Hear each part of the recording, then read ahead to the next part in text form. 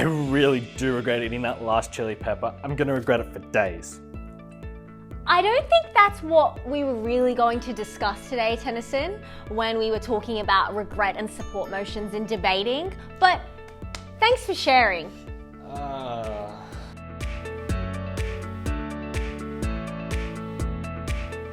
Hi, I'm Tennyson and this is Nikki.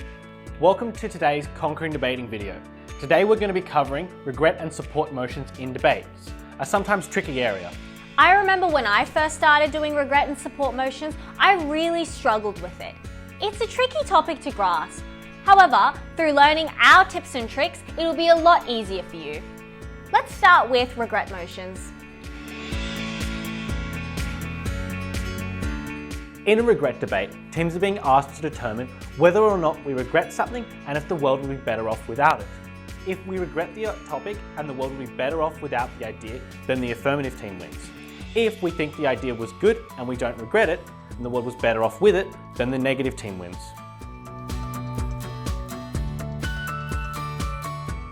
Let's look at the affirmative team's role in a regret debate. Now they have to do two things to win this debate. The first thing they need to do is explain why we regret this idea.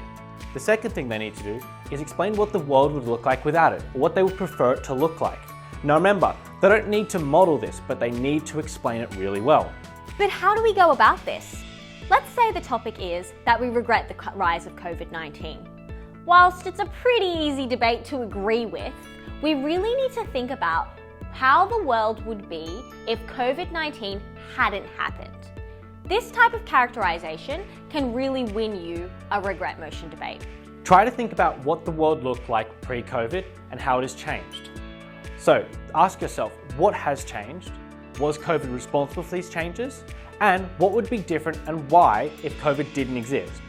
This will really help you to flesh out this other world and create this narrative. In debating, we call this the comparative.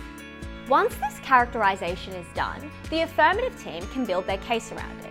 It's really important to remember that in regret motions, we do not have a model, and this characterization is there instead. So it's really important that our characterization is strong as it forms the cornerstone of all the debate. Now that we understand what the affirmative team needs to do, it's important to understand how the negative team can effectively respond and build their own case. The negative team has a couple of options how to do this and usually use a mix of both. The first thing they can do is contest whether the thing is actually regrettable. For example, let's say the topic is that we regret the rise of minor parties in Australia.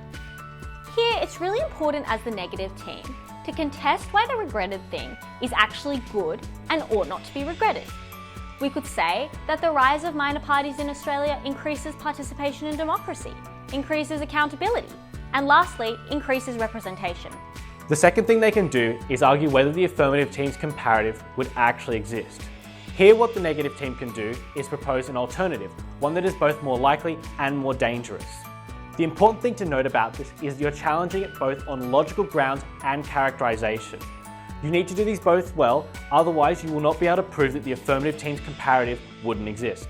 So for the minor parties example, it would really be important for the negative team to argue that without the rise of minor parties, there would only be the two big parties in Australian politics, and that would be overall worse for democracy, and it would really be important to explain why that's bad.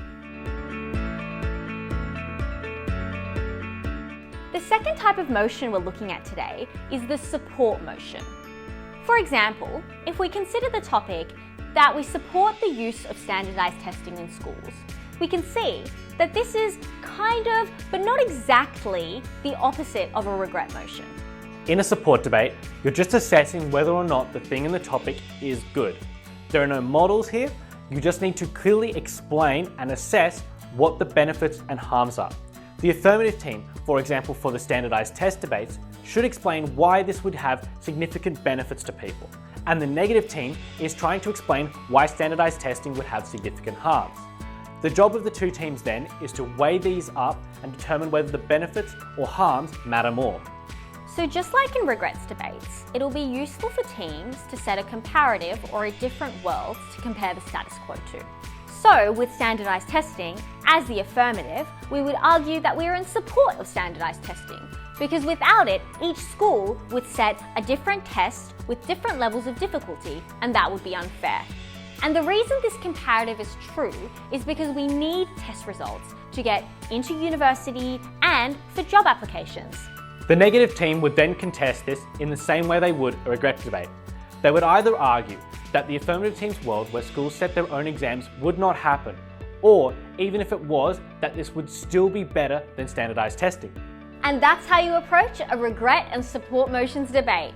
Remember to think about those alternative and comparative worlds and have plenty of reasons to back up why your world is better. Please feel free to like and subscribe this video if you want to see more content. We hope you enjoyed the video and don't regret it. So we'll see you next time. Bye. Bye.